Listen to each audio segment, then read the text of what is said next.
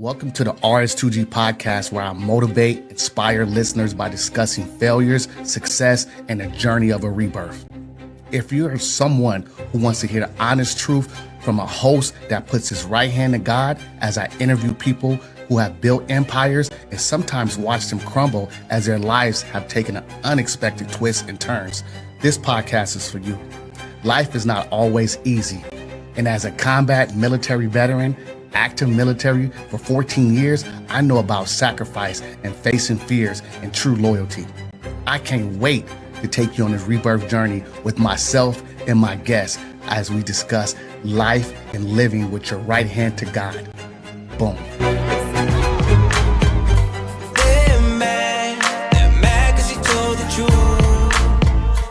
Welcome to the RH2G podcast, where we inspire and motivate. And today we got a special guest today. We got a very special guest that I met via Crossover Church, Miss Idylli. She is so professional, so motivational, so inspiring in business. And she has a story, you guys, and she wants to tell it.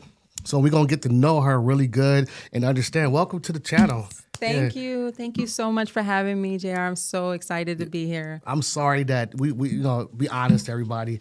We jumped through a lot of hoops to have this interview tonight. We went from Wednesday to Thursday, and everybody knows that I record at nighttime.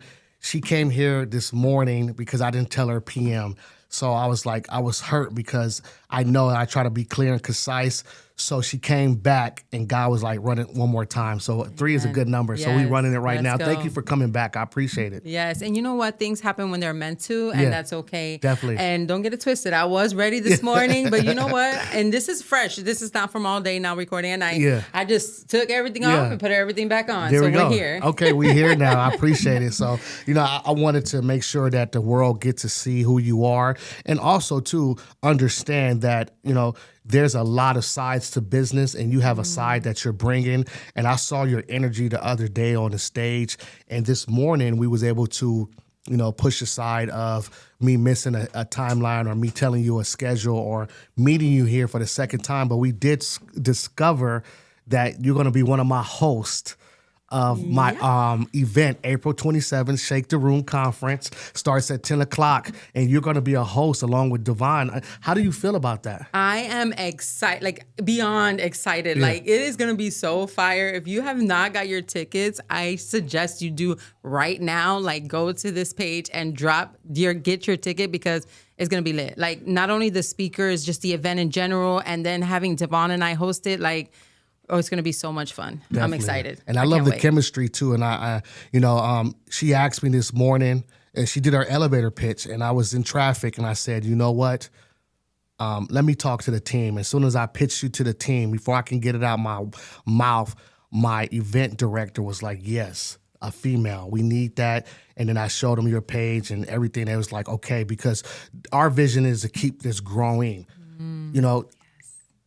How am I not going to able to give you a shot when nobody never gave me a shot, and I'm taking my own shot right now? You understand? That's right. So I created my own lane because nobody gave me a shot. But what happens when we give each other shots? We can work together. That's right. So when you pitched it, and I prayed about it, and then I came back and said, okay, this is what the team said. Yes. So congratulations on that. Thank you so much. Definitely. And I actually said the same thing. I'm like, hey, closed mouths don't get fed. And that's a tip right there, y'all. Right. Write that down. Closed mouths do not get fed. And sometimes you have to just speak up, like you said, the elevator pitch, and just put yourself out there, and opportunities will open up. So I'm super thankful. Definitely. Thank you so much. I appreciate you. Can you tell the world where you from? Yes, I was actually, I'm bien boricua, Puerto Riqueña, but my family is from Caguas, Puerto Rico. I was born in Chicago. Okay. Don't come in the comments talking about I ain't Puerto Rican, okay? Look, it's in here. It's in here. Definitely. And then, so I was born in Chicago, raised there till I was about 13 years old, and then I came to Florida. Okay. When I say Chicago, I mean humble beginnings. A lot of people, when I came here, said, oh, Chicago's so beautiful. And I was like, I don't know what you're talking about. Because when you grow up in certain places, you don't get to see the city like that. Right. And definitely. So I grew up in the hood of Chicago in K-Town. And as an adult, I made it my business to go back and check it out as a tourist. And I'm like, oh, this is a beautiful city. Wow, I can't believe I missed out on all that. But again, growing up in those kind of neighborhoods, you kind of just stay there where you are. Right, definitely. I'm from Long Beach, California, and I didn't leave Long Beach until I went into the Army. But I kept hearing that Long Beach was such a beautiful city. And now that I go back and I see the pier and Shoreline Village, which I grew up on the north side of Long Beach, so we don't venture down that far to the beach to get into the water. Right, exactly. We're from Long Beach, but we don't go to the beach. You know what I'm saying? Right. So it's just different understanding. And I'm happy to hear that because it makes you an artifact where you come from now. You was planted and rooted there, and now you left, and now you able to appreciate where you come from, and that's a beautiful thing. I've been to Chicago. I love the art museums there. The food is great. The food is good. The food is bomb. I love Chicago food. Definitely. And the Puerto Rican culture out there, I mean, is everything. It's different. Yeah, it's different. Yeah, it's way different. Yeah, different. I want to ask you too. So, what got you started in business? Like when you was young, where did you know? When did you know that you wanted to become an entrepreneur? You know, that's a great question, and I'm glad that I can represent this type of generation, this people that I am, because I literally just started about 5 years ago, and I'm not even about to say my age right now, but it's up there. I was born in the 80s, okay? Yeah, definitely. You know, I was born in the 80s, and so all my life I knew two things. Either the street life or a job. Okay. Right? And that's what I did for the longest time. I didn't even know what the word entrepreneur was. Right. To be completely honest. Right. And for the longest time, I did the street life. Like, I seen things that no kid should ever see, like earmuffs, like total earmuffs, right? Like serious things that I was involved in as a young child. Right. Even, you know, at 10, 11, 12, 13. That's why my mom moved me here. Right, definitely. And when she did, I hated her for it. And you know what? It's sad to say that I even told her, I'm like, if you move me to Florida, I'm going to make your life not pretty. And I didn't use those words. Right. Okay. We're going to keep it clean here. Right. And I regret that. Right. But at the end of the day, my mom saved my life. And I know that now as an adult. And I'm so thankful, Ma, if you're watching. I love you. And I thank you, Bendición. I thank you because, you know, she really did save my life. I should be a statistic. I should be in jail, on drugs, you know, 10 different baby daddies, no offense to anybody who does have them, but, you know, just on the street. Right. And I'm not. I'm standing here in this amazing section here with you. Like, you know, I'm not a statistic, and that alone has changed. But after the street life, then I went and got a JOB. Right. Just like everybody else. I did the medical field, did that for a really long time, administration work, front desk, surgery scheduling, things like that. Okay. And I did that for 20 years. There you go. So, you know, God has a way of understanding, you know, our thoughts, you know, because he knows what we're able to accomplish, and he knows exactly what we're going to do. We just got to step out on that. And he put your mother there to shade you from a lot of situations. Sort of like my father, you know, my father is a preacher. So when I was growing up, we saw a lot of gang violence and drugs and all that stuff. But my father was there playing defense. Like, you ain't doing this. You ain't coming in here. And I'd be like, man, you know, let us break loose. But you know, he wanted to protect us the best way he could. And I think he did a good job with me and my sister and my little brother, because his words always echo through us when we go through hard times. He taught us how to pray. So I think that was very essential in my life, because every difficult situation, going to jail, going to the army, going to war, I did 55 months in combat, I would always pray. And that was in me. You know how many people don't know how to pray? Right. So your mom taught you a lot of things, you know? She did. And I'm blessed. And, you know, it's funny that you talk about your dad teaching you how to pray. I was just saying that to my husband. Like, my grandfather, you know, he died at 94. We were blessed to have him that long. But the one thing that I could remember for him, no matter what, is his love for Jesus. Like, he may have not been this big thing. He didn't leave us this inheritance. He didn't do these things, but he knew Jesus. And I will always remember that. He loved Jesus so much. He loved God like so much, you know? And that was a big influence in my life. Definitely. And it echoed through this eternity. And now that's why who you are right now, man. Can you tell me, like, when was your breakout moment as a businesswoman and an entrepreneur? Because I hear your target market is the women. And I like that, because I think that, you know, my stepmom, my mom died when I was younger, but my stepmom created this program in probably the 2000s called More Precious Than Rubies. And it was a message dedicated to the women. And I was growing up, so my age, I'm 43. So at that time, I was still in my teens or my early 20s. So, and I'm in the art, and I'm trying to figure out, what does that mean? And now, being more mature, I see that it was a message to the women about understanding who you are and protecting that. And that stuck with me so mad. Just the title, more precious than rubies and diamonds. Yeah. I love that. Definitely, yeah. And we are. And that's the thing that we don't realize. And it's because we grow up with so many bad things happening to us. And life beats us up from the beginning, right? And then as women, we're expected to like be strong, do these things and be a mom and be this. Right.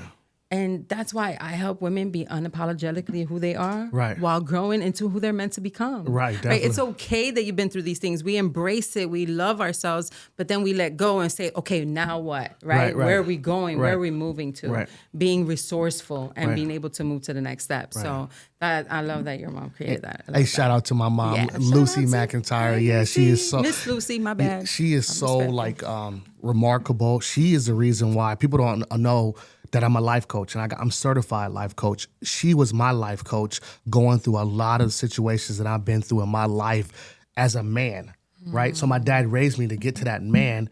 But after that, like my mom died when I was small. So I was rough around the edges. So I kind of needed a little sensitive touch, a hug. Come here, hey, Joel, like step back, let me handle it. Let me do. So, you know, and it was hard for my dad sometimes to relinquish some of that stuff because he did his best as a single black man to raise his kids. And he raised us tough, but like I don't have a lot of mushiness, love, you're right? Because, you know, I'm very protected of myself, especially going to the Army and growing up from a boy to a man, experiencing that in Iraq 3 times, understanding that there's no love here. But for her to, every time I come back, she wrap her arms around me, she texts me, she loved me, she called me. She was my life coach. So I was like, you know what? I picked a little bit from each one of them. I told God, I said, okay, I'm listening now.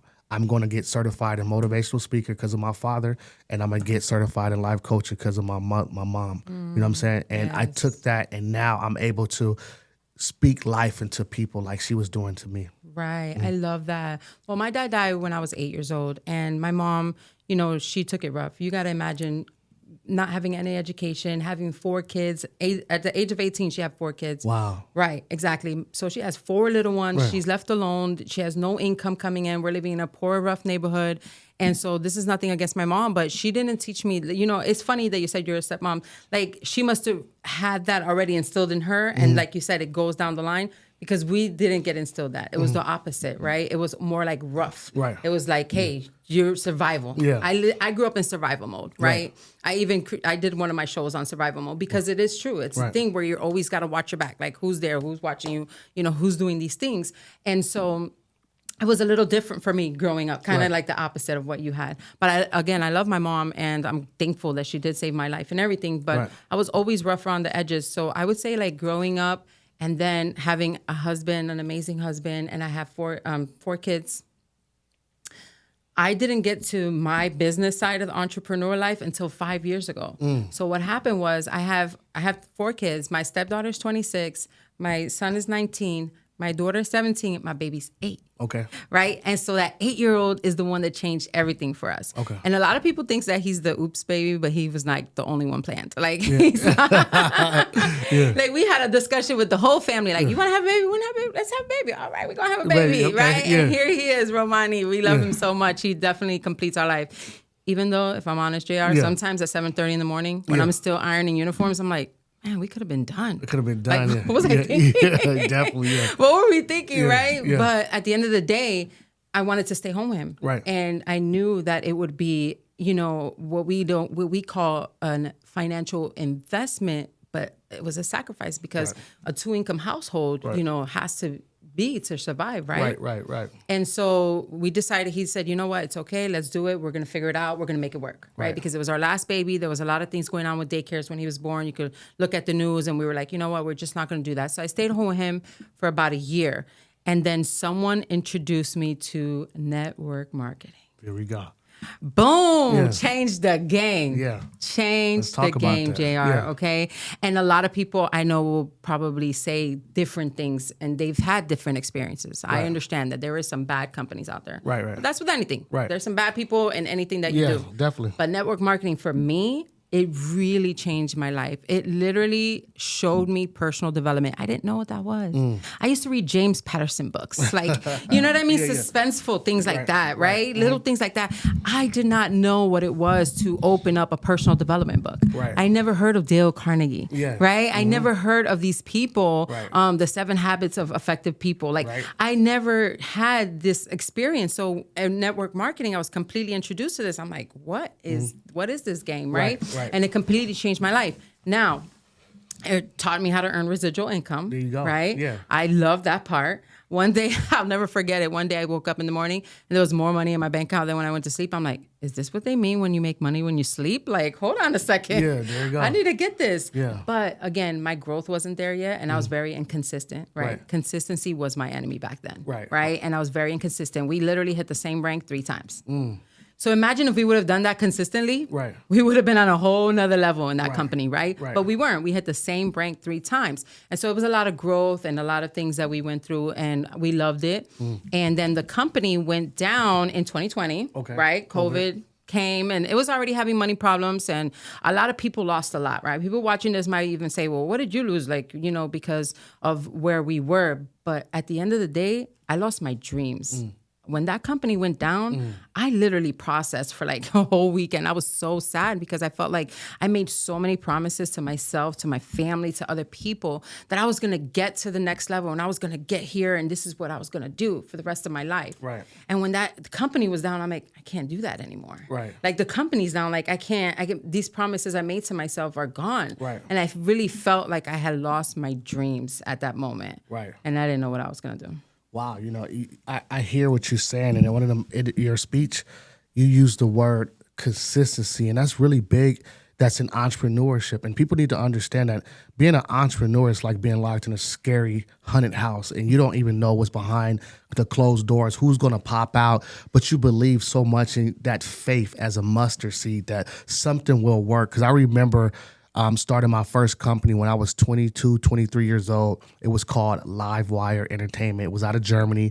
It was a bunch of soldiers, and we would bring entertainment to the outside the post at the clubs. And I was young, and you know, I had about 50 employees, 50 friends, and I have pictures now to this day. And I say, okay, I think I'm on to something. But I go back to see pictures of me in my youth, and I was carrying a briefcase. Other kids was carrying backpacks. So I'm like, my dad was grooming me all that time to become an entrepreneur and instilling faith, confidence, resiliency, all these things that, hey, you might not use them now, but when you start going through these processes, you're going to have to stay consistent. You know what I'm saying? And I tell people all the time, I got a master's degree in business. And it's not how smart you are in education. It's consistent. Who stays the longest? Who wants it more? And if America starts looking at the education system like that, instead of putting it down or saying my kids ain't learning this or learning that, just stay the longest. It's discipline. I didn't like basic training, but I stayed longer. And now look, you know what I'm saying? I didn't like going through my associates, bachelor's, master's, but I stayed long enough because I haven't saw nobody like me that looked like me that got the things that I want. So I wanted to go get that. And that's what I hear in your rhetoric that, okay, this is what I want for my life. And I wanted to be consistent. And I was upset because that company didn't take off, but that wasn't your plan. That was God's plan. God's plan had you come here. That is so real. And that's what I said. At the end of the day, at that time, I love the Lord. I've always loved the Lord, right? I've always known him, but I never had a real relationship with him until recently. And so it's been different, but he's always been tugging at me. He's always been there. Like, I used to ask God, why me? Like, why me? Like, why did I have my childhood robbed from me, right? Like, why these things? Like, why? It's not fair, right? But now I'm like, thank you, God, because you saved me through those times. Those things could have been worse, or I could be in another situation, right? And I could think of times now that you look back and you're like, that was God's hand in me the whole time. Like, he had his hand on me, right? The enemy thought he had me, but Jesus said, no, you're mine, right? I love that song because it's so true, right? And so, that's exactly right. In that business, it wasn't my time. It was time for me to grow, but it wasn't my time. There you go. And I would love to say that after that, I got it all together and I went into business and everything went well. Yeah, but no, that's not how it happened. Yeah. So things got worse. Yeah, you're still on God's time, though. Exactly. Yeah. Exactly. Yeah. So things got worse. Okay. And, it was just a rocky time in my life. Like, I'm going to be completely transparent. And my husband, who I love so much, is sitting here in this room today. And we shout out to him. Yeah. And we made 19 years. Congratulations. Thank you. Last February. And, thank you so much. And at 16, 16 years, we thought we were done. Like, we were really separating. The company went down. COVID happened. All this stuff happened. And we said, we're not going to be together anymore. We're still going to live together because, the housing situation. Mind you, that was less than ideal. We had moved into a smaller home to try to save money to buy a home. But then life happened. It didn't work. We got stuck there. And which we were blessed, to have a home. Don't get me twisted. But it was a lot going on. And then let's add to it. Come on. Let's just, what else? Yeah. Let's just add to it. Yeah. I fall and I break my fibula. What? Okay? Yes. I broke my fibula. COVID? Right after. Okay. Right after. It was 2021, I believe. Okay. Don't quote me on that. Somewhere around there. And I broke my fibula and I was like completely down. Right. Like I couldn't do anything for myself. You're talking a girl who's been independent, taking care of her brothers and sisters since I was 8 years old. Right. You know what I mean? Like grown, like I got my kids, like I take them to their first day of school every single year. Wow. And now I can't even go to the bathroom by myself. Like I can't even shower by myself. Like, and my husband stepped up. He didn't say like, oh, you're separated. We're separated. We're not, it wasn't even a question, right? He stepped up and he took care of me. And I feel like that was God telling me, sit down, girl. Like, he doesn't do the bad things to you, but he allows things to happen. Right. And sometimes it's because we need to sit down, right? I needed to sit my butt down and really realize where things were going. And that's what I said. I felt, even to say this word, because I know a lot of people struggle with it, mental health is a very serious thing and it runs deep in my family. Okay, my sister has schizophrenia, like my aunt does, like, I can go on and on. Like my life has not been a pretty picture. And mental health's a real thing, but I've never hollered depression. Like I'm positive Patty. Like everybody's annoyingly so. Like everybody's like, you're so annoyingly positive. Like things ain't always right? The light is not always light at the end of the tunnel. But what happened was I was ready to the point where I was hollering, like I felt depressed. Like I had to go see a therapist because I was so sad. Right. And I said, Lord, I'm just going to surrender. Like I literally had that conversation with you. I'm like, God, I'm going to surrender. Like, whatever it is, let your will be done in my life. Like, I'm sorry that I haven't trusted you this whole time. He was either in the front or in the back. Right. Like, God, I got it. Right. I love you, but I got it. Right. Yeah. Or he was there in the front just chilling, but he was never front and center completely.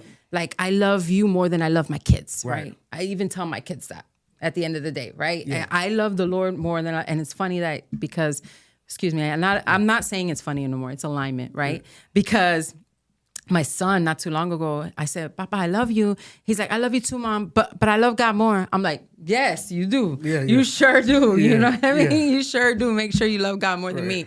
And so when that happened, when I literally finally gave in and just said, take it all. I give it to you, Lord. That's when things started to change. Right. It wasn't the next day. Right.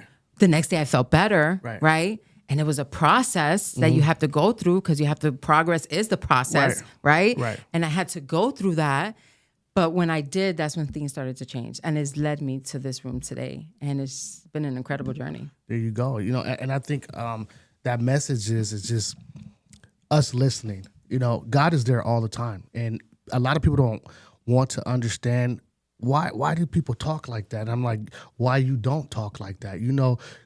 Growing up where I came from and coming where I come from and seeing my mom on Skid Row and seeing her die with AIDS and seeing all the drugs in my family's life and my sister going through her situation and I went through mine and seeing my sister go through her situation with her kids. And it's just a bad, dark cloud sometimes. But then sometimes, it takes that one family member to give in and say, okay, God, I'm ready to listen.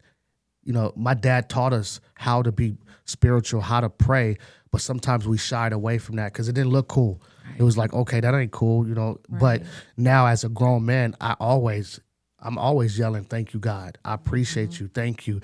And God is opening so many doors for me right now just to be able to get on the stage. I ran from this whole little podcast situation because I didn't want to be nothing like my father because I didn't feel like I fit in his shoes, but God was like, you got your own size. Right. You know, my dad's I love that. my dad's a bishop. My grandfather, both of them are ministers. So I was destined to be a speaker, but I didn't want to speak. And people was like, how you come from out of nowhere speaking and you sound so professional? I said, I just turned the mute down.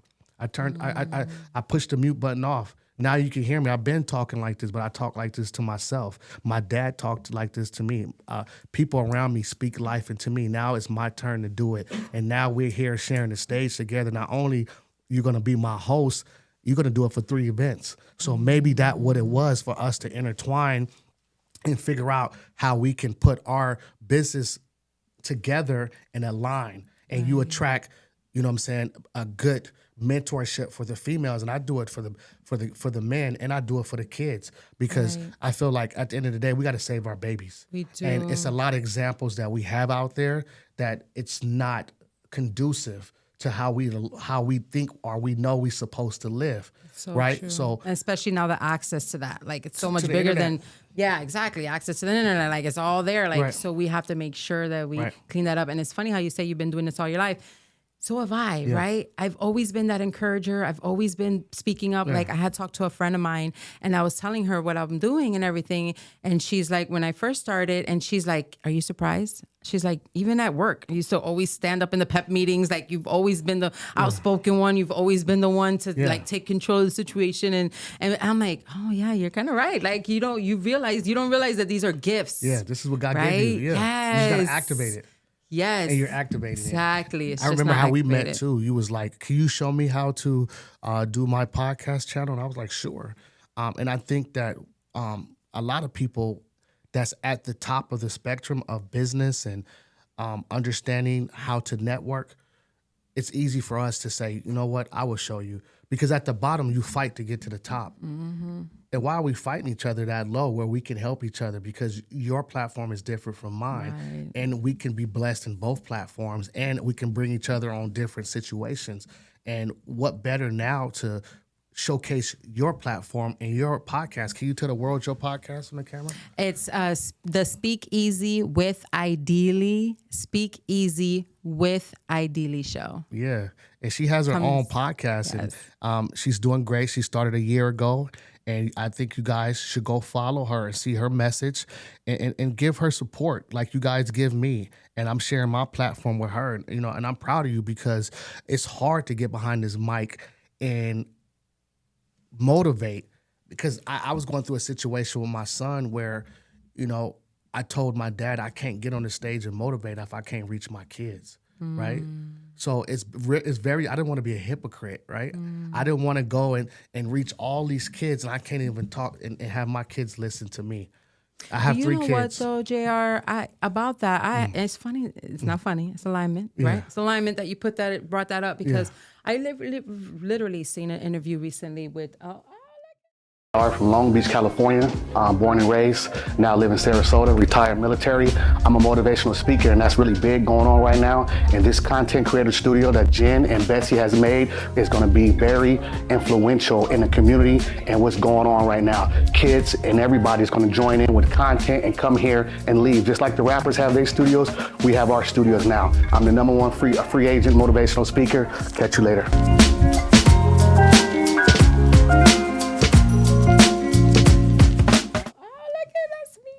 That's me. Speak Easy with Idylli. Thank you so much for sharing that. I appreciate it. So I recently seen an interview with Chalene Johnson. She was this big workout queen. I used to watch her back in the days and do her workouts, right? Kind of like the Suzanne Summers. I don't know if you remember all that. But and then she became like a business guru. And somebody was having a conversation with her and they were like saying the same thing. They were like, oh, but you know, not only did you grow a business and do all this, but you raised your kids and, you know, they listen to you and they have this. But that's not always the case. And I feel like those that can't do, teach, right? Those that can't wed, plan, right? In that kind of a sense. So I feel like at the end of the day, we do what we can at home, right? Home. My mentor always says, your marriage is your #1 ministry. Like your home is your #1 ministry. But at the end of the day, some kids are going to make their own decisions. And I don't feel like we should base what we can do in our gifts with what we do at home. Right? Because it's hard when you're a teenager. Ain't nobody trying to hear mom. Yeah. Especially because guess what?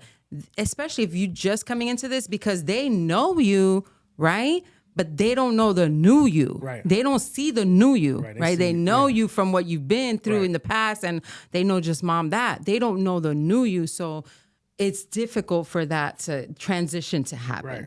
Right. So I never want nobody to feel like, man, my house is a hot mess. There ain't no way I can go out there and help people. That's not true. And I'm living proof. Because sometimes my house is a hot mess. I keep it real. I'm very transparent. If you guys go on my Instagram, you will see that. My husband says sometimes it's a little too much, but I'm very transparent. Sometimes my house is a hot mess. And I know still what I can do for people. That doesn't take away from my gift and what I can do. Definitely. No, I understand that. And I get that. I battle with that sometimes because I think that's a military thing too. It's like you can't take your soldiers downrange or platoon. Right. And their life is dependent on you. Right. And if I teach them the wrong thing and they don't get it and something happens, guess what? Somebody dies. So when I'm talking to my children, it's that same mentality. It's the same to me because I try to rope them in like, hey, and it takes their friends or someone else to be like, your dad is cool. Like, your dad was with this guy or with this guy. I get that. Okay, now you give me some slack. Yeah. So I'm not the cool guy, but it's funny. But I love my kids to death. They keep me aligned. They keep me on point. My daughter Jaden, she's 23. She cracks that whip. She called me just out of the blue today. It was like, "What you doing, Dad?" I'm like, "Nothing." I said, "You need anything?" "No, I just can't talk to you." I'm like, "Yes, you can." And then my son, he's 17, going on 18, and my daughter, my youngest one, is 13. Her name is Gigi. So Jaden, Jaylani, Gigi. So those are my J babies. Gigi, that's my sister's name. Really? Yeah. So and because it came up, I'm going to talk about it. So my sister's been missing for 2 years. Oh. Right? And she has schizophrenia. And she just texted one day and said, "Hey, I'm moving to California." And my brother, because my brother was always taking care of her. And my brother was like, "What? What are you talking about?" Called her. She wouldn't answer. The next day, her phone went blank. So we really don't know where she is. So if Giselle Colon, anybody sees this and knows that Giselle Colon, that goes by Gigi, that could be in California or somewhere here in Tampa, Florida, please reach out to us. Let us know. You never know where this is going to go to. She's an amazing woman. She's just going through some things, She didn't like to admit it or take her medicine or, certain things. I'm not going to tell all her business out here, right? But at the end of the day, we did everything we could. We hired a private investigator, California and here. Oh, wow. The police were involved. Detectives were involved. They got her records for her social media, everything to try to see if they can pin her website, her whereabouts, They did everything they could because she's over 26 and has no kids. In the state of Florida, the FBI or no one else would get involved. So if she had children, then they would keep going. But because she doesn't, they won't get involved anymore, and she's just missing. Wow. Yeah, I know. I'm like... That's crazy. Have you hired a private investigator? We did. In Cali, because we figured, she's in Cali. We need somebody over there and here. And they came up with nothing. Twice. So we're still praying. I prayed to the Lord. I mean, nobody prays. I mean, probably my mom, of course. My mom's going through it, but my family's not the same since. But I just pray to the Lord, like, wherever she is, let her be safe, warm, taken care of, and bring her home. Just definitely bring her home. Yeah, she's definitely loved. You are loved, girl. Come home.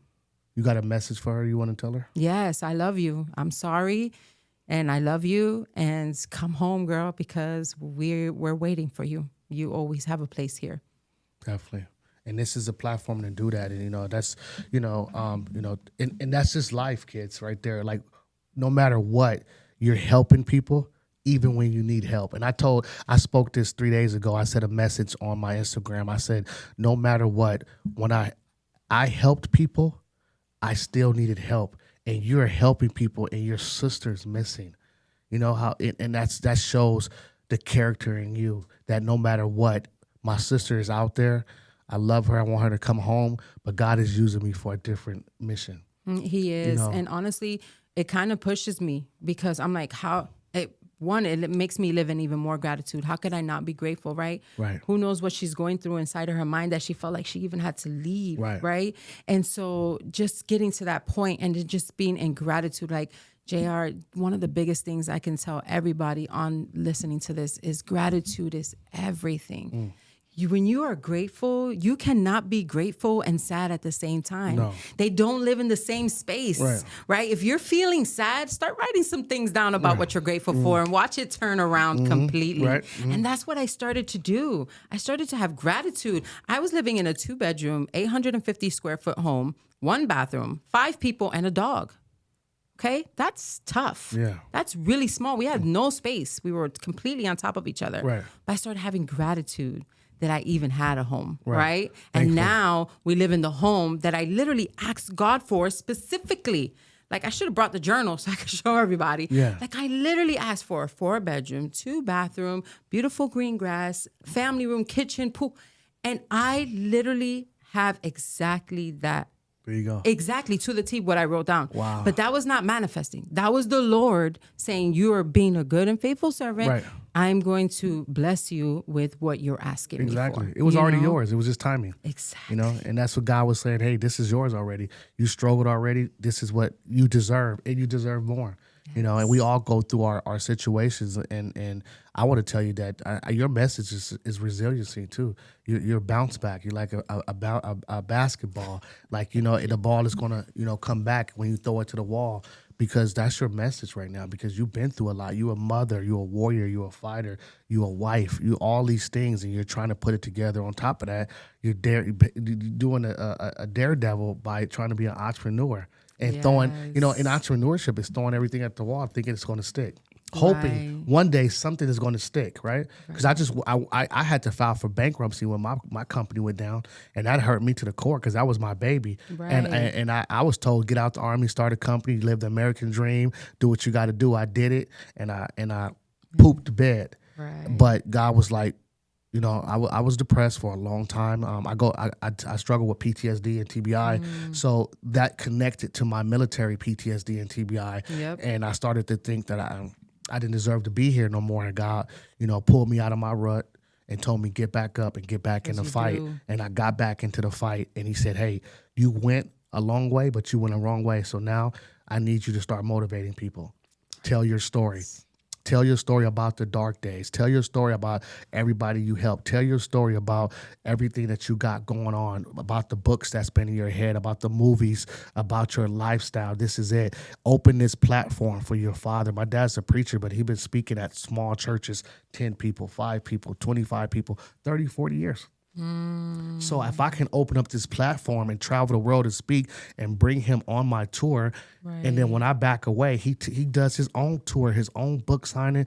That's the mission right there for me. You know what? That's very powerful though, because that is the mission, and that's great for you. But for him, could you imagine 5 to 10 people in over that year span, the lives that he's changed? Yes. Right? Some people think they have to have this big platform in this big room. You don't. No. You do not.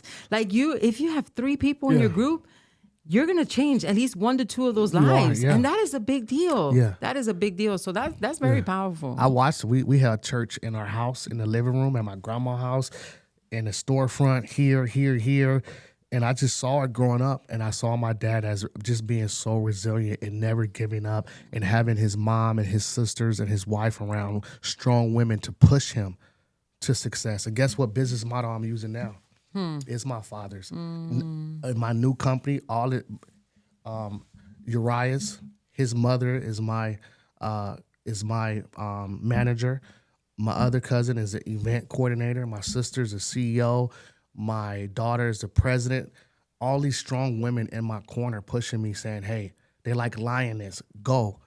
That's why I told you today, when you asked me, I said, I got to go to the board because I don't want them jumping down my throat. Right. Because I've been here to chirping, hey, I told you, don't do nothing without. So that's I was how like, it has to go. Let me ask my especially my knowing team. who they are now. Like, that's now right. You know. Now you really. and I revealed it. A lot of people don't know that these women are my family members that love me. Right. 2 of them uprooted from California and moved here because they believed in my vision as a speaker. And you know, and I feel honored because now their life is in my hands. I got to run this, so everybody know their position. I love that, and I love how you said they believe in you, because That's what happened to me. People believed in me when I didn't believe in myself. Right. Right. And they pushed me and they kept saying there's something in you. Like, I'm like, I don't know what you're talking about. Like, hey, you know, my mentor would always text me, hey, God had me on your heart. God had you on my heart. How you doing? Right. And he was from my previous company, but we were no connection into making money. Like him and his wife, they poured into me, you know, even when I broke my fibula, like they sent me a big, huge study Bible, which I use to this day. So people just believed in me, you know, like my husband always believed in me. Like Alexis Cruz, he was always like, I believe in you. Like there's something, like you have these things to go. And that's why I tell people, if you don't believe in yourself, steal somebody else's belief in you, because I believe in you, right? Because I know what you're capable of, right? It doesn't matter who you are. I know what you're capable of. And so just use that and own it and just run with somebody else's belief in you, because when you do that long enough, you start to believe in yourself. Definitely. Next thing you know, you're sitting in a chair here and you're hosting events and all this stuff is happening. God be the glory. I tell God all the time, every time a good opportunity comes, I'm like, humble me, Lord, because this is not me. This is you. You got to be careful too what you put in that atmosphere, because whatever you speak is going to come, and God will grant that. Because you're speaking it, you're speaking life. And if you're talking bad about yourself, that's what's going to happen. But if you speak good, I spoke about this 2 years ago, and I didn't know how it was going to come. And now I'm here, and I'm getting offers to go speak here. I meet with the Walmart CEO in a couple of weeks. So it's like, and that's the old Walmart CEO. From my alumni, from me going to an entrepreneurship school boot camp in Connecticut for UConn School of Business. So that's how the network is work, you know. And I always want to ask you this big question, like, what was your biggest risk in entrepreneurship? You know, I would have to say, first of all, thank you for even asking me that, because I literally risked all my financial, all of our stability. I told my husband, like, give me 90 days. What happened was I have been taking courses and classes, and I was working a full-time job, because after my fibula, I went back to work. I got better, and I went back to work, and I was working a full-time job and working. And for the first time ever, I got let go from that job. Right. And I was pretty sad about it. Right. Because I've always, like, I have a great resume. Like, I can go anywhere right now and get a job. Easy as that. Because I know what I can bring to the table. Right. And so that was really hard for me. But I felt God saying, go. Right. Like, it is your time to go. Like, don't worry about it. And I told my husband, I'm like, give me 90 days. Let me just get this together. And I feel like that was the biggest risk for me, of just really believing in myself and going all in until it was not going to stop. Right. And it worked, right? God has been literally opening doors left and right. It's completely changed. You know, my clients have come in. I have a course that come on, my second course. I have one-on-one clients. Like, it's just growing and growing and growing. And the podcast is growing. The show is growing. I'm able to showcase powerful women on what they do, their talents, right? I'm completely rebranded the Speakeasy with Idylli show this year. And it's just been such a blessing. I'm even a part of a book called Born to Risk.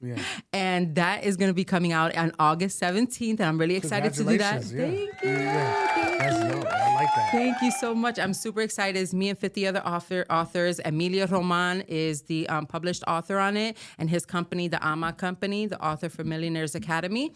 And I'm really excited to be able to be a part of it, like, just to be a part of it. And it's what was my biggest risk in being an entrepreneur. And that was just, you know, my whole family and just my husband. That could have been a hot mess. Like, what if we didn't make it? What if it doesn't work? And, you know, we still preparing for those times, because there's going to be those times where, like you said, you're throwing stuff at the wall. Some stuff's going to hit, some stuff's not, right?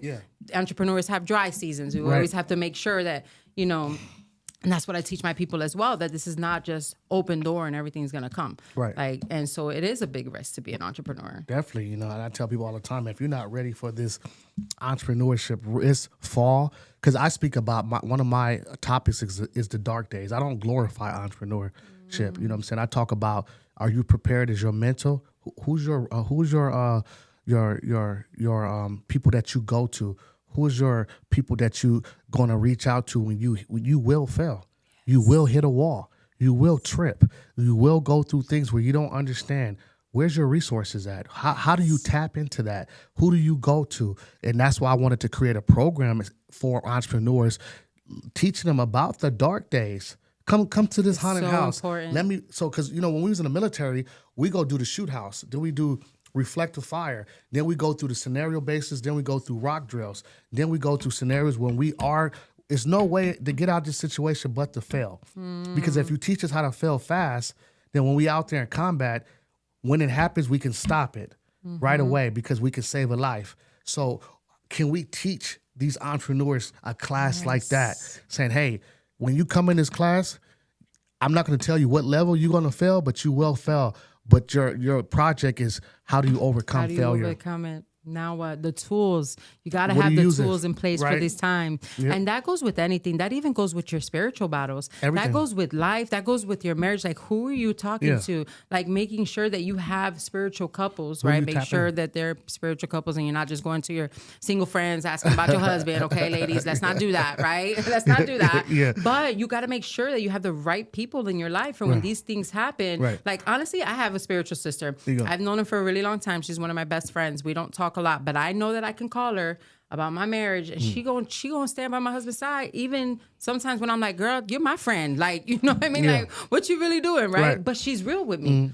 She's like, "Idylli, well, did you check this? Well, what about how did you handle this?" Like, you know, and putting tools in place and measurements in place to help me with that, right? And then of course I have my mentor on the business side, who will also do the same thing, right? Okay, well, what's here? What's that? So it's important to have these people in your life and tools in place so that they can speak life into you, because you're right. Things are not always going to be on the up. Right. The right people, too. I always say, right people. You can't have people in your life trying to sell you a Mercedes and they never drove one. So it's a lot of people, a lot of life coaches, a lot of mentors, a lot of motivational speakers are speaking on topics that they never even endured. And that's confusing to the people that really need help, because, hey, can you help me? No, I know some person that can help you. But why are you talking about that you can help me when you're not the direct source of that help? Right. You know, I know and the B2B is I know somebody who knows somebody that could do that job, and we all do for networking. But if you're speaking on a certain topic and you're trying to motivate the situation in the public and the kids, go through that, or don't talk about it at all, because now to me you sound like a rapper. You sound like you're rapping about your uncle's situation. And it's okay because you sound better than him on the mic, right? But no, I don't want that, because I know when I was growing up, I saw stuff and I tried to mimic it. And some of the things that's coming to light now as a grown man is like, oh, you really never did that. It just sound good. Oh, you really never went through that situation. So I was blessed to see my father struggle as a parent and raise me and my sister. I was blessed to see a lot of examples of wrong, of what not to do, so I can do right in my life, and have my dad in my corner saying, hey, JR, get back up. You got this. Because after my bankruptcy, I thought it was all over. And now look, I'm here because this is what God wanted for me, and this is what God wanted for you. And that's why you're here. And there's no competition in this situation, because I want you to grow as far as me.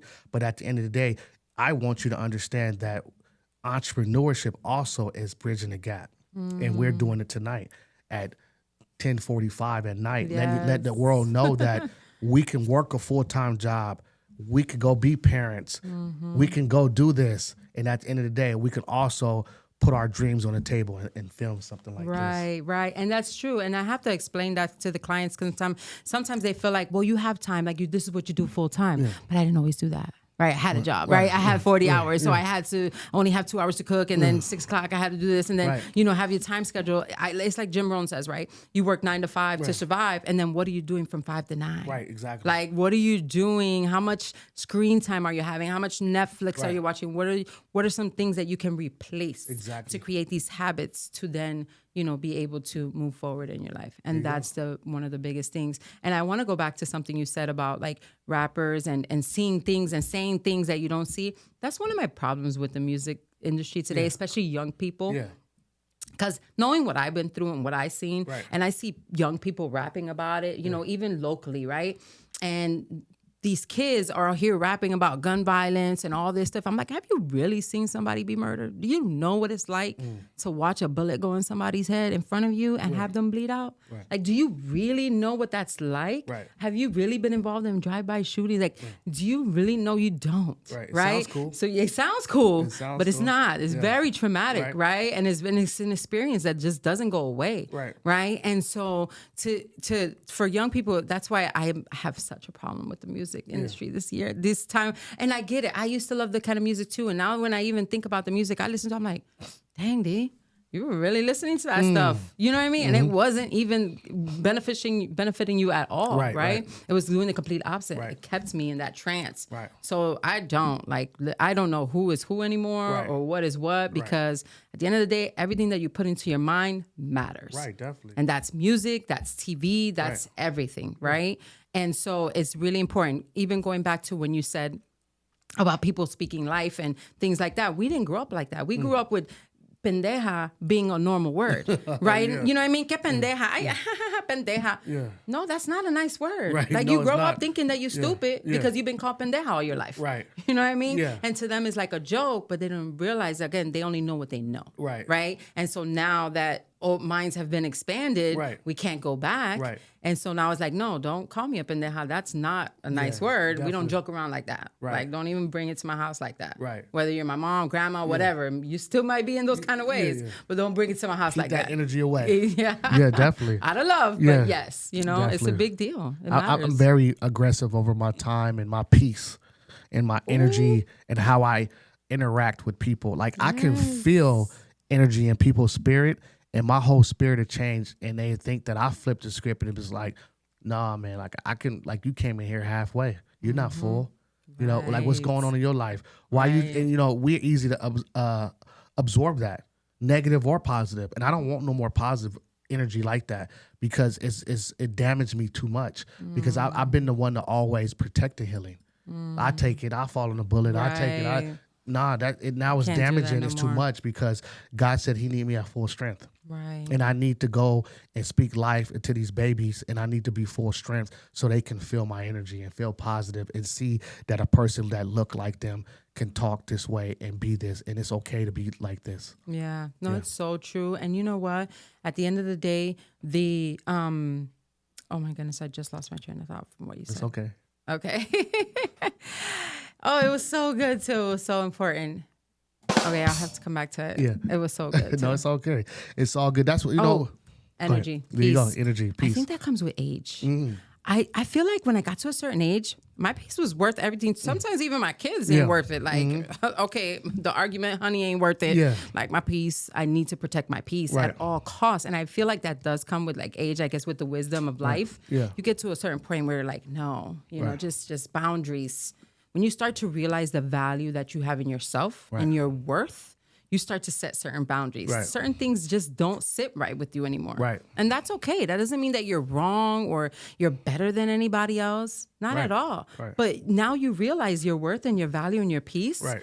And you say no. You just acknowledge it more. Exactly. Yeah, you feel acknowledge it and Yeah. you see these boundaries. Like Yeah. you can't talk to me like that anymore. Yeah. Like there's certain things that you can't come across anymore. Right. You know, and there's certain ways that so it's a really big difference and a change that happens. Right. And I picked it up too as a kid. I've been an introvert.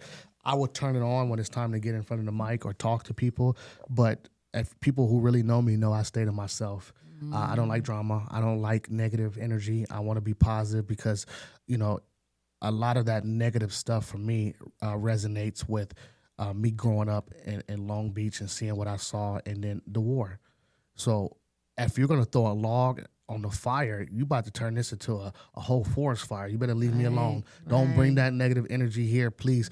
Keep it positive. Keep that down. And I try hard and I practice hard because I don't want to end up on front of a newspaper or in the jail or in a situation where I told you so. Yes. So I pray every day, and I meditate, and I thank God for life and just appreciating me and giving little on me a shot.